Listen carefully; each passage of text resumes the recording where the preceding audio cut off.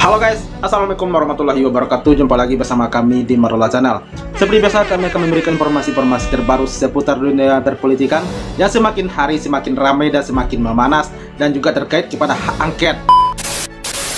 Guys, ini asli parah banget dan sangat mengecewakan bagi para pendukung 01 dan juga 03. Puan Maharani yang merupakan Ketua DPR RI geleng-geleng kepala ketika ditanyakan oleh pihak wartawan terkait soal hak angket kapan digulirkan katanya. Bahkan sampai mau masuk ke dalam mobil pun Puan Maharani enggan memberi penjelasan yang pasti terkait hak angket tersebut. Sementara itu, ucapan Ketua KPU Hasyim Asyhari menuai kontroversi usai dirinya sebut kalau saksi dari pihak 01 dan 03 tidak berkualitas, dan itu menuai berbagai macam tanggapan dari berbagai pihak, apalagi dari 01 dan juga 03. Nah guys, seperti apakah penjelasannya? Mari kita saksikan. Let's go. Jokowi itu bukan membajak demokrasi, tapi bajingan pengkhianat demokrasi. Wis. Wow, itu kata-kata mutiara yang ngomong di sini saya sudah mengerikan. Tempat Jokowi itu penipu dan pengkhianat. Apa perlu jelaskan di mana bukti penipu dan pengkhianat? Satu hari nggak cukup saya. Kemudian saya setuju yang disampaikan Pak Obed. Sekarang kita harus jelas, pemerintah ini udah nggak bisa dipercaya. Kalau dilanjutkan makin hancur. Apa yang harus kita lakukan? Saya ngajak. Tadi saya senang tadi dengan Mas Gibran. Ya nanti kalau terpaksa, kalau kita ngomong seperti ini nggak didengar, ya apa boleh buat. Menurut saya ini yang ngomong juga Mahfud. Sebelum dia duduk di sana, pemimpin kalau sudah nggak punya legitimasi turun. Ya, kalau nggak ya betul. turunkan. Itu Mahfud yang ngomong. Kalau udah nggak mampu Ya, turun, gitu. turun. Ya harus kita turunkan ayo. Daripada negeri kita ini yang udah kita dapatkan warisan dari bapak kita nih hancur lebur. Nanti kita ditanya sama bapak kita di akhirat. Warisin kau NKRI, tak bisa kau jaga. Iya. Kepada anak cucu kita kan mau ditanya, bapak cuma banyak omong doang, jaga warisan aja nggak bisa. Karena itu pada kesempatan ini saya sependapat yang dibilang Pak Ubed, pemerintah ini juga tidak legitimate dan tidak bisa diharapkan untuk menjaga NKRI seperti yang telah diwariskan oleh founding fathers. Iya, betul. Betul. Sekarang kita siap turun baik-baik seperti sekarang ini.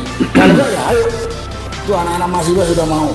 Saya udah terlalu tua, tapi jangan kira kalau saya itu nggak bisa berkelahi, masih mampu. Tapi masih kalah kalau sabar Pak. Itu aja yang bisa saya sampaikan pada kesempatan ini. Terima kasih. Assalamualaikum warahmatullahi wabarakatuh. Waalaikumsalam warahmatullahi wabarakatuh. Yang MD3-nya nggak ada ya Mbak? Kalau yang hak angket Mbak? Simak ini guys. Mbak Puan cuma geleng-geleng kepala doang. Angket ini karena kan sempat mengemuka di awal masa sidang ini Mbak. Nah, satu lagi Mbak, tadi mungkin belum dijelaskan Mbak soal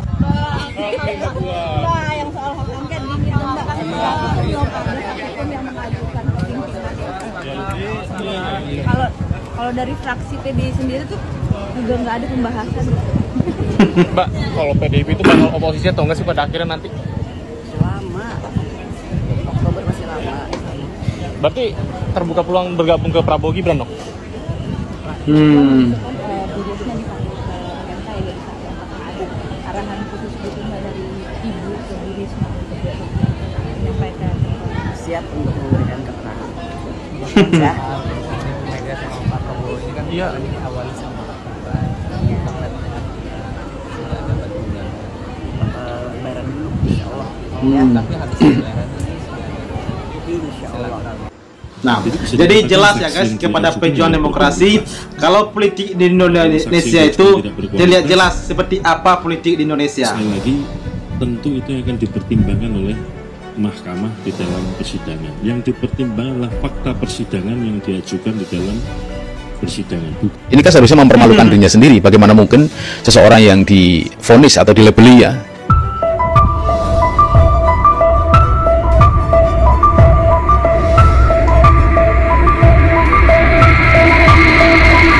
soal saksi kubu Anies Ganjar tak berkualitas. Mustafa sebut pernyataan tersebut memalukan dirinya sendiri.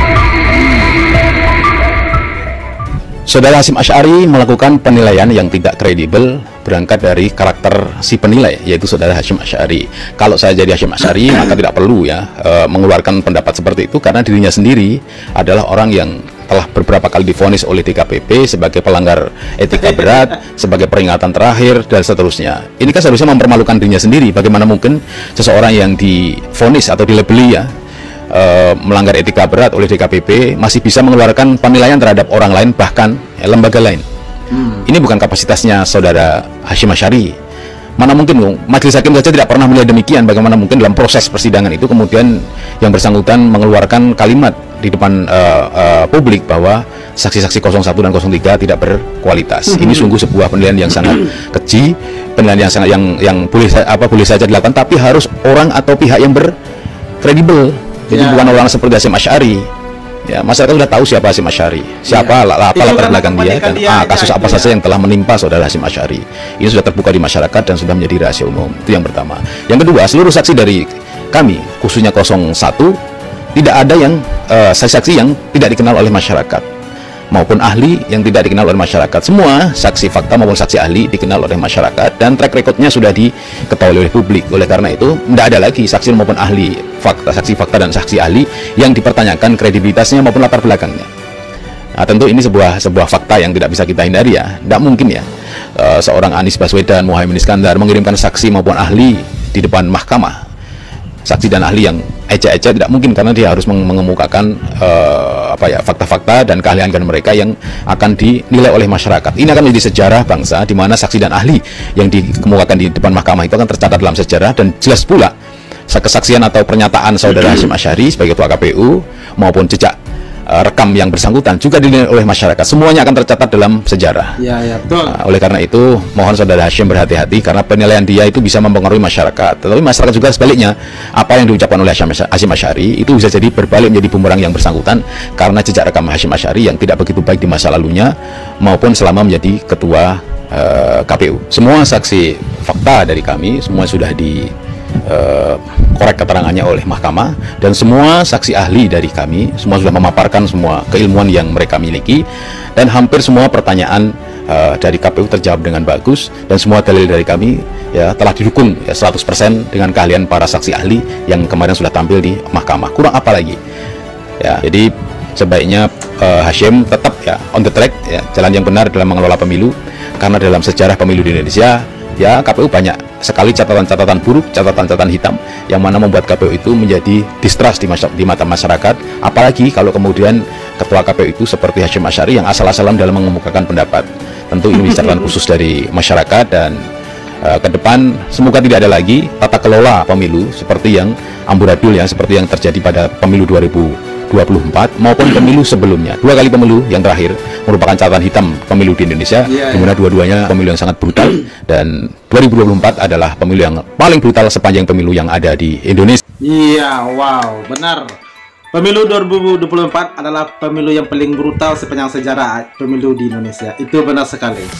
Guys, gimana tanggapannya terkait tanggapan Puan Maharani tadi soal hak angket? Beliau cuma geleng-geleng kepala, nggak memberi isyarat apapun tentang angin segar dari beliau sebagai ketua DPR RI untuk mengklarifikasi terkait hak angket, apakah bisa digulirkan atau tidaknya. Beliau cuman geleng-geleng kepala doang ya.